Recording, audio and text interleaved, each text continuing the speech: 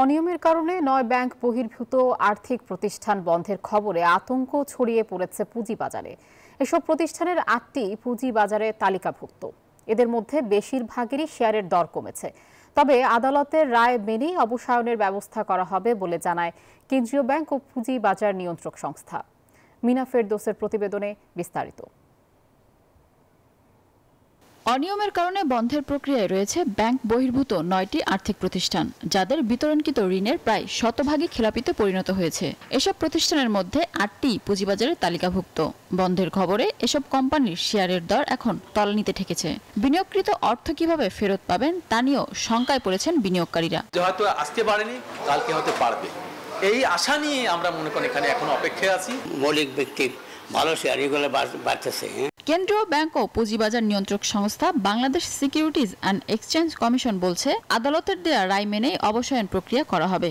যে সমস্ত share holder ওই কোম্পানিগুলোকে নিয়ন্ত্রণ করে ওই ব্যাংক অথবা আর্থিক প্রতিষ্ঠানের আর্থিক ক্ষতি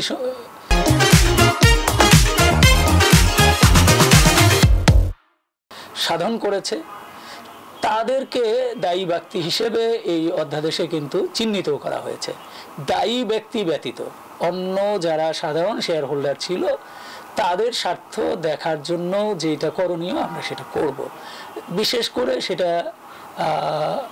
আইন মোতাবেক যদি মার্জার হয় সেখানে করণীয়টা রয়েছে, কিন্তু লিকুইডেশনের ক্ষেত্রে ব্যাংকিং সেক্টর যেমন বিপুল পরিমাণ আমানতকারী থাকে, আর্থিক প্রতিষ্ঠানে আমানতকারী সংখ্যা সেই পরিমাণ না, তারপরে যারা আছে তারা যাতে ক্ষতিগ্রস্ত না হয় সেটাই হলো বাংলাদেশ ব্যাংকের মুখ্য বিষয়।